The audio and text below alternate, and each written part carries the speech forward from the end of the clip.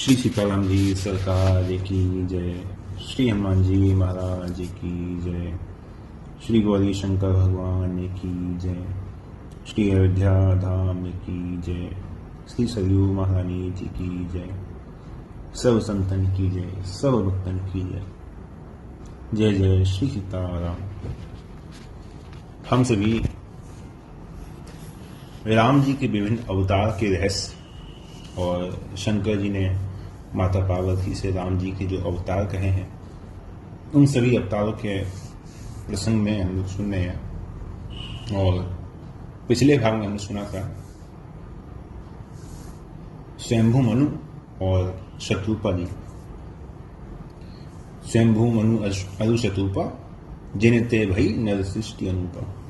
ये प्रसंग हमारा चल रहा था कि दोनों दंपत्ति हैं, धर्म आचरण में हैं और उनके दो पुत्र हैं, नृप उत्तान पाद सुत दासु ध्रुव हरिभत भगत भय सुत जासु। उनके जो बड़े पुत्र हैं उत्तान पाद, जिनके पुत्र हरिभक्त श्री ध्रुव जी महाराज हुए, उनके विषय में हम सभी जानते हैं। उनकी दो पत्नियां थीं, सुरुचि और सुनीति, और माता सुनीति से ध्रुव जी का जन्म हुआ, जिन्हें पिताजी के द्वारा जो प्रेम प्राप्त होना चाहिए था वो नहीं हुआ, क्योंकि उनके पिता की जो रुचि थी वो सुरुचि के ऊपर थी। सुनीति पर उनका उतना स्नेह नहीं था, इसलिए ध्रुव जी को ही बाल्यकाल से ही पिता का प्रेम नहीं मिला। तो बहुत अधिक इस विषय में बहुत अधिक हम लोग को आगे जानने की आवश्यकता नहीं है। संक्षेप में आप सभी जानते हैं। दूसरे जो पुत्र हैं लघुसुत नाम प्रिय व्रतताही वेद पुराण प्रशंसा ही जाही। छोटे जो पुत्र हैं प्रियव्रत, जिनकी प्रशंसा वेद और पुराण करते हैं। क्यों करते हैं? दो पंक्तियों में इसको पूरा करेंगे। प्रारंभ में जब मनु जी महाराज प्रियव्रत जी को राज्य देना चाहते थे तो उन्होंने मना कर दिया, क्योंकि बाल्यकाल से ही भगवान विष्णु के परम भक्त थे और अधिकांश समय इनका तप में ही रहता था, तपस्या ही करते थे। बाद में मनु जी और ब्रह्मा जी के बहुत अधिक आग्रह करने पर इन्होंने अपनी तपस्या को पूरा किया और आके राज्य संभाला। जब इन्होंने राज्य संभाला तो इन्होंने क्या देखा कि सूर्य, उस समय जैसे अभी धरती के 7 खंड हैं, 7 द्वीप हैं, उस समय 7 द्वीप नहीं थे, संपूर्ण धरती एक द्वीप में ही थी।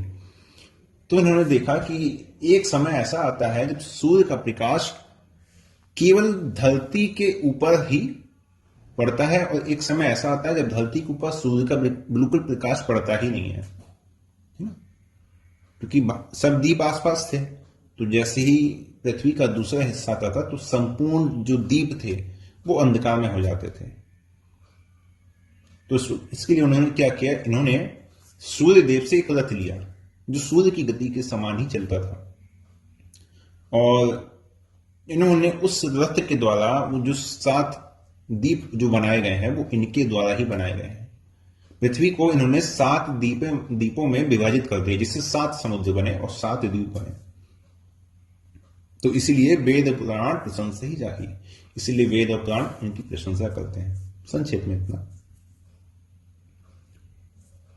3 पुत्रियां थी, देवहूति पुनीता सुकुमारी, जो मुनि करदम के प्रिय नारी। आदि देव प्रभु दीन दयाला, जठर धरेव जिहि कपिल कृपाला। देवहूति उनकी कन्या थी, जिनके गर्भ से बाद में भगवान श्री कपिल का जन्म हुआ। सांख्य शास्त्र जिन पे घट बखाना आता तो विचार निपुण भगवान, जिन्होंने सांख्य शास्त्र की रचना करी। इसी प्रकार तही मनुराज की न बहुकाल। बहुत समय तक मनु जी ने राज्य किया, लेकिन कोई कितना भी राज्य कर ले, एक समय तो उसको अपने जीवन में ये आभास होता ही है कि भाई जीवन का जो लक्ष्य है ये नहीं है, जीवन का परम लक्ष्य कुछ और ही है। तो इन्होंने मन में यही विचार किया, होई न विषय विराग भवन बसत मां चौथपन। हृदय बहुत दुख लाग जन्म गए हरि भक्ति बनी। वृद्धावस्था आ गई, अर्थात विषय भोग का जो सामर्थ्य था विषयों को भोगने का वो तो घट गया, लेकिन हो ही न विषय वैराग, लेकिन विषयों से वैराग्य फिर भी नहीं हुआ। कोई यदि सोचे कि विषयों को हम भोग लें और भोगते भोगते एक ऐसी अति हो जाए कि हमें विषयों से वैराग्य हो जाए, ये नहीं हो सकता। तो भवन बसतवा चौथापन आ गया। इसे मनु जी ने कहा भी है ना, न जातु कामानुपो भोगेन शाम्यति, कि कभी भी विषय के उपभोग से काम की तृप्ति नहीं होती है।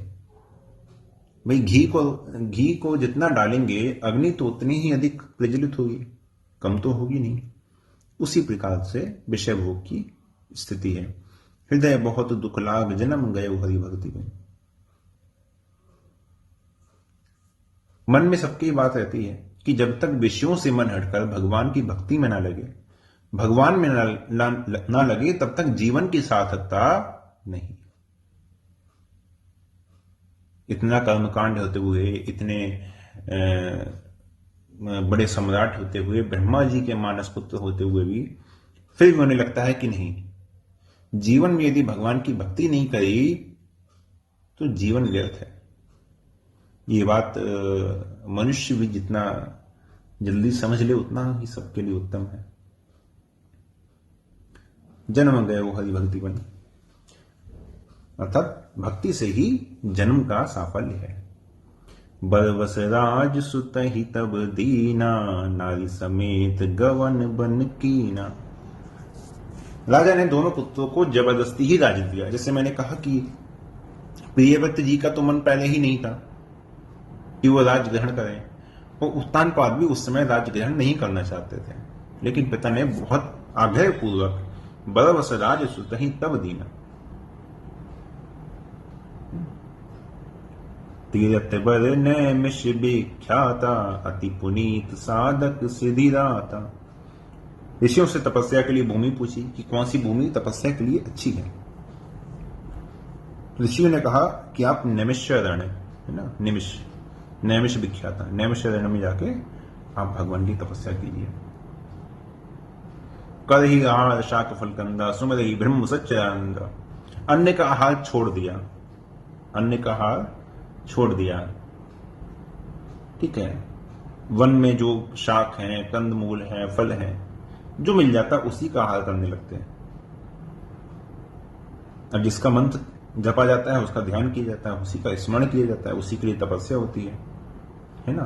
तो सुमर ही ब्रह्म सच्चिदानंद, सच्चिदानंद ब्रह्म का स्मरण करने लगे, जिनको आगे के पदों में वासुदेव भी कहा गया है। तो जो वासुदेव शब्द का अर्थ है वो यही है, जो ब्रह्म सच्चिदानंद है उसी को वासुदेव कहते हैं, वही राम है। राम सच्चिदानंद दिनेशा, है ना। तो ये मनु जी की वनवास के काल में दिनचर्या है। 12 अक्षर जो मंत्र है उसका जप करते हैं और भगवान के चरणों में मन लगाने का प्रयास। पुनि हरि हेतु कलन तप लागे, बारी आहार मूल फल तागे। अब धीरे धीरे क्या हुआ, जब होते होते जब विरक्ति आ गई, है ना, क्या हुआ, अभी तक तो भूख शांत करने के लिए वन में शाक फल जो मिलता था वो खा लेते थे। अब क्या हुआ, जो अनशन तप है उसको प्रारंभ कर दिया। अब केवल जल के आधार पे ही रह के तप करने लगे। और अभिलाष निरंतर होई, देखिए नयन परम प्रभु सोई। अगुण अखंड अनंत अनादि, जही चिंता ही परमारथ बादी। जब प्रेम बढ़ा, देखिए ना स्थिति, यही मूल में रामचरितमानस को केवल पढ़ना नहीं है, पढ़ने के साथ में समझना है, तभी तो हम अपने भक्ति मार्ग में, हम अपने भक्ति पथ में सरलता से आगे बढ़ पाएंगे। स्थिति देखिए ना, अभी तक क्या स्थिति है, हृदय बहुत दुख लाग जन्म गयो हरि भक्ति पर। मन में कभी भगवान की भक्ति का विचार ही नहीं आया कि भगवान की भक्ति करनी भी नहीं चाहिए, करनी चाहिए कि नहीं करनी चाहिए। जब चौथापन आ गया, वृद्धावस्था आ गई, अब लग रहा है कि भगवान की भक्ति हमें करनी चाहिए, बिना भगवान की भक्ति के जन्म सफल नहीं हो सकता। ठीक, वन में चले गए। सबसे पहले अन्य का आहार छोड़ दिया। आज के समय को देखा जाए तो कोई अन्य का आहार छोड़ के केवल दूध पीने लगे, फल खाने लगे, है ना, या और जो चीजें हैं जैसे खीरा हो गया, इस तरीके की चीजें आहार करने लगे, जो भोजन है जिसको पका के खाते हैं उसका सेवन करना बंद कर दें। तो यही स्थिति उनकी थी। इस प्रकार से उन्होंने सेवन करना बंद कर दिया और केवल भगवान के नाम जपने लग गए, जिससे कि हम लोग लगे हुए हैं, ठीक है, भगवान के नाम जप में लग गए। अब जप धीरे धीरे प्रारंभ होने लगा। अब जप धीरे धीरे जब होने लगा तो जप से क्या आगे विरक्ति आई। जब विरक्ति आई तो क्या हुआ कि जो फल फूल खा रहे थे वो भी छोड़ दिया। अब केवल जल का आधार ले लिया, जल पीकर ही तप करने लगे। केवल जल पीते और दिन भर सीताराम सीताराम द्वादश अक्षर मंत्र वो जपते थे। यहां पे मैं केवल आपको उदाहरण के लिए कह रहा हूं, दिन भर अपने सीताराम सीताराम सीताराम, केवल जल के आधार पे।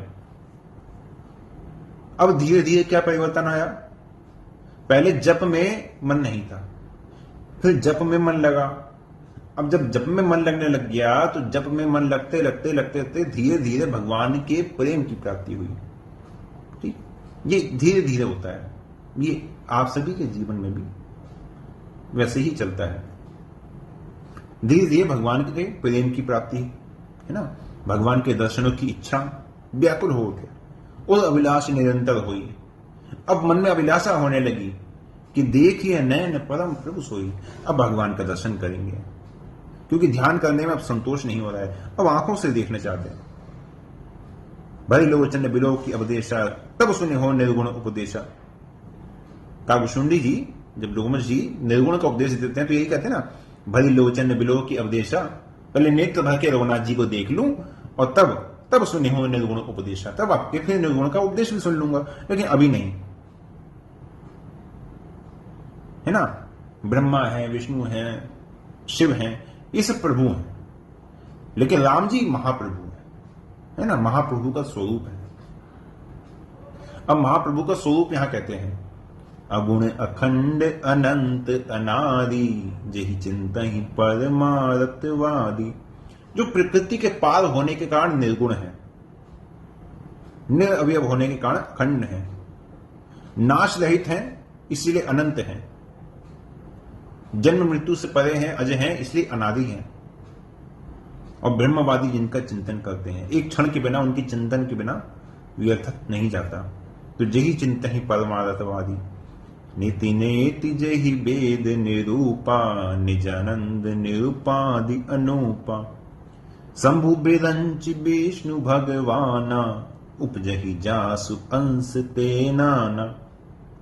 वेद भी नेति नेति नेति नेति कहकर अभी और है, इससे और कहते कहते जिनका निरूपण नहीं कर पाते हैं, जो निजानंद है ना, समाधि रहित है, उपाधि रहित है, उपमा रहित है, जिनकी कोई उपमा नहीं दिया सकती, है ना। उपमा न कछु आन राम समान, है ना, राम समान, राम जी के समान और कोई नहीं है, राम समान न आन कहूं। और शंभु बिरंची विष्णु भगवान उपदेही जासु अंश तना, जिनके अंश से अनेक, एक नहीं अनेक ब्रह्मा जी, शंकर जी, विष्णु जी सब उत्पन्न होते हैं। नीति नीति का अर्थ है यहाँ पे, वेद कहते हैं ये भी नहीं, ये भी नहीं, ये भी नहीं, अच्छा ये है, इतना कह देंगे तो ये हो जाएंगे, नहीं ये भी नहीं। वेद भी इस प्रकार कहते कहते जिनका निरूपण करते हैं, अर्थात वेद कहता है कि देखिए स्थूल भी नहीं है, सूक्ष्म भी नहीं है, ठीक है।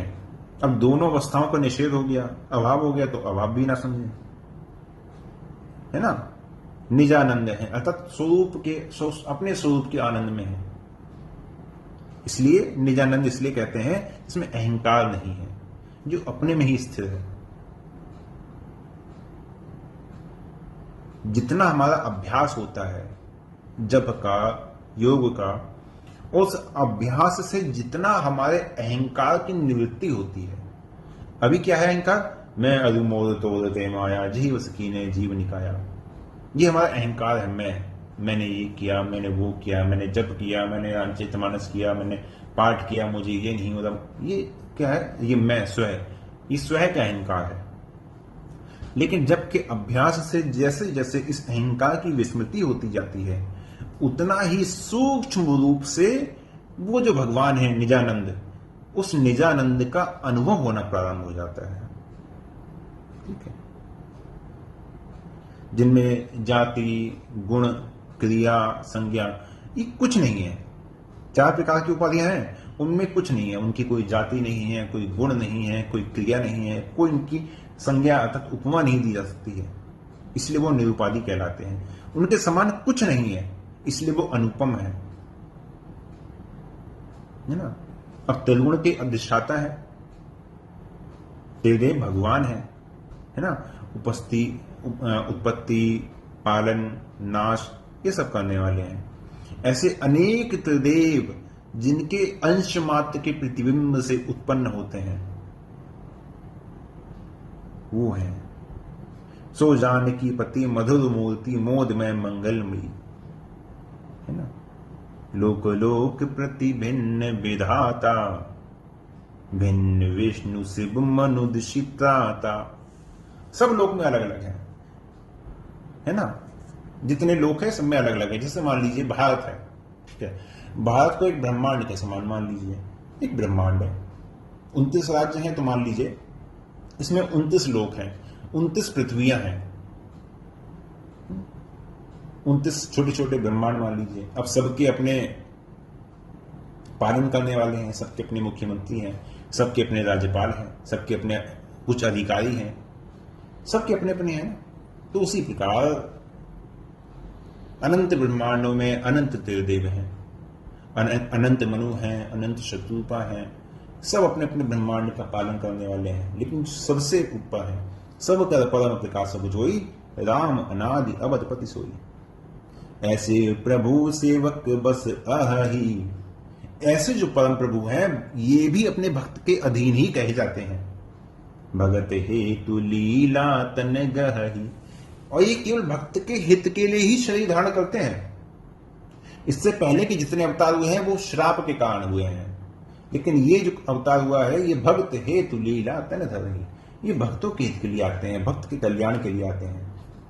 जो यह बचन सत्य श्रुति भाषा, तो हमारे पूजी अभिलाषा।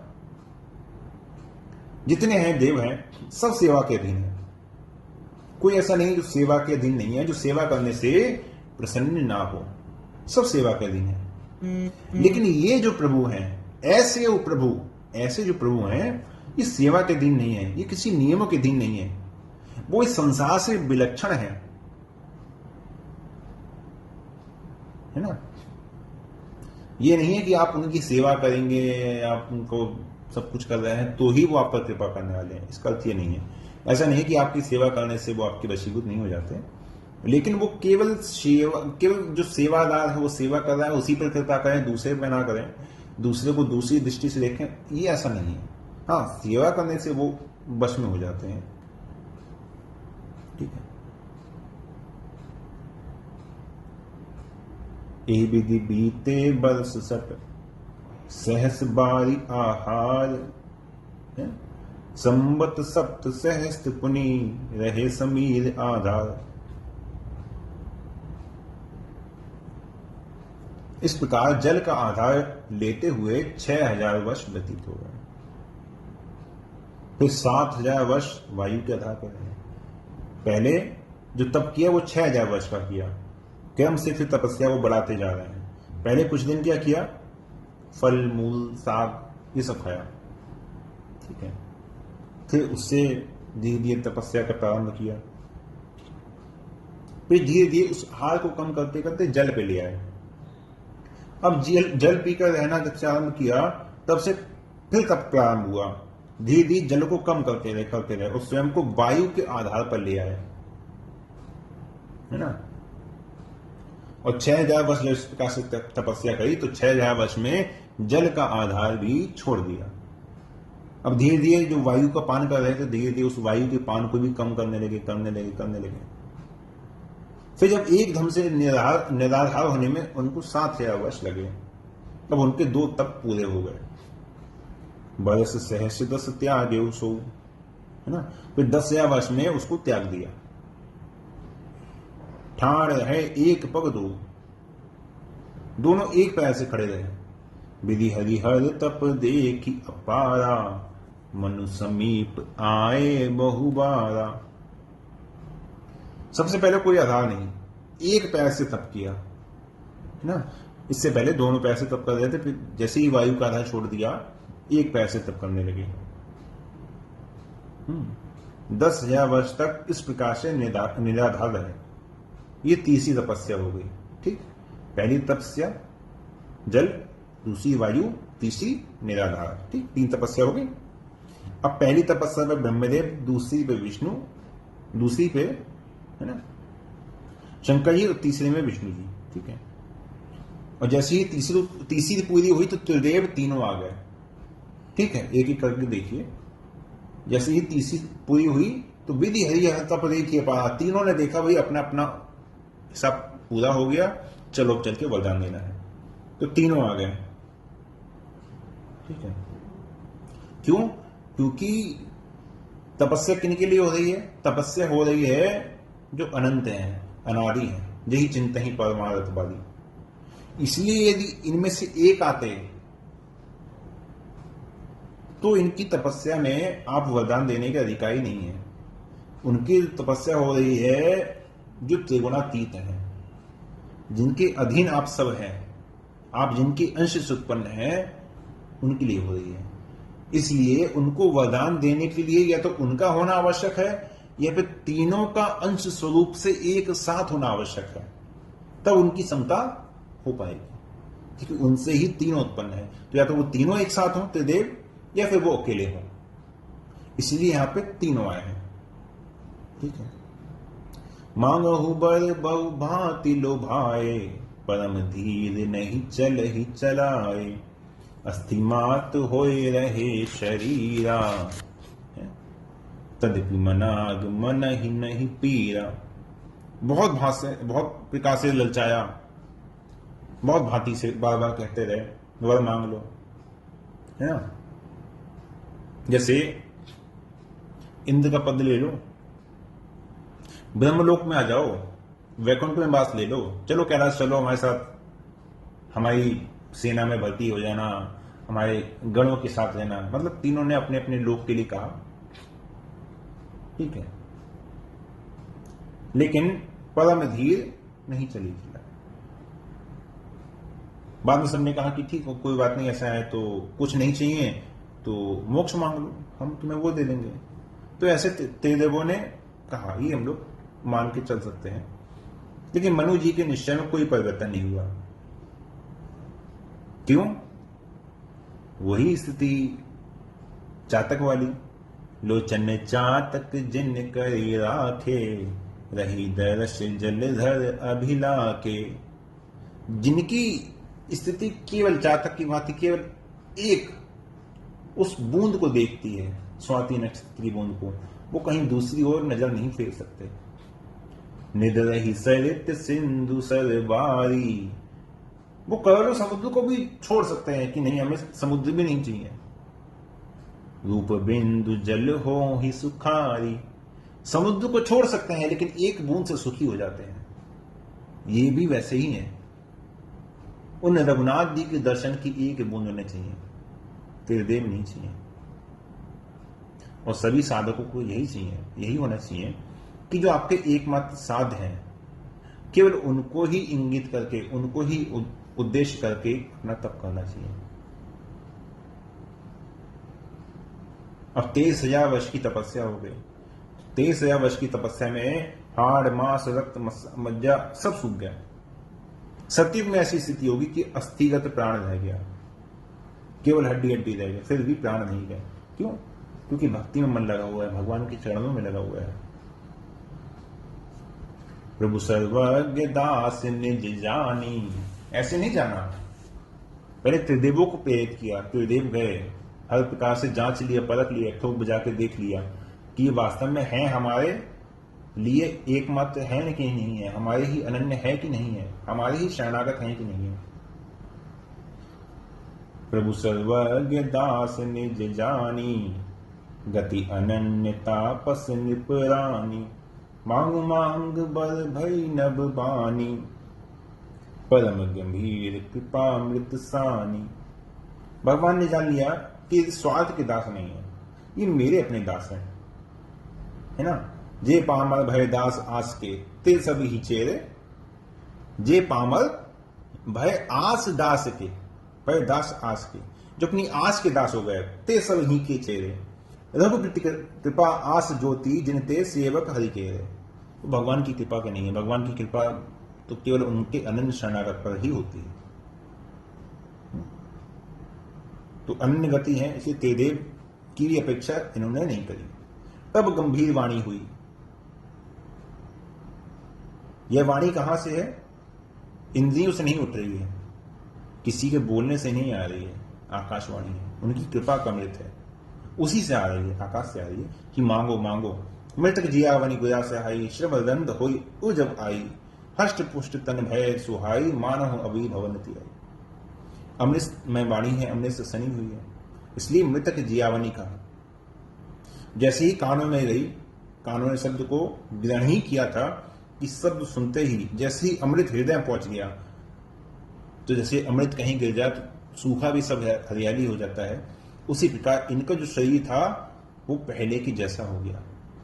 मानहु अभी भवनते आए। सेवन सुदासम वचन सुनी, पुलक प्रफुल्लित गात। बोले मनु करी दंडवत, प्रेम न हृदय समात। कानों में जैसे ही अमृतमय वाणी गई, मन बिल्कुल प्रसन्न हो गया कि बस अब जो चाहिए था वो मिल गया। मनु जी प्रणाम किया, दंडवत हुए, मन में अपार उत्साह है, प्रेम समा नहीं रहा है, रोमांच हो रहा है। भाई कोई मूर्ति सामने नहीं है फिर भी दंडवत कर रहे हैं, आकाश से वाणी आ रही है, पृथ्वी पर दंडवत हो रहा है। यहां पे वैसे इंगित तो नहीं किया है, केवल मनु जी का कहा है, बोले मनु करी दंडवत, प्रेम न हृदय समात। ठीक है, लेकिन ये मानना चाहिए कि मनु जी ने और शत्रुपा जी ने दोनों ही यहाँ पे दंडवत किया होगा। और समय कितना हो गया? ठीक है, समय तो हो गया और आज के लिए विश्राम देते हैं। कथा के प्रसंग को हम लोग इसी प्रकार से भगवान का जो चौथा अवतार है वो वहाँ तक हम लोग करेंगे। आज के लिए विश्राम देते हैं।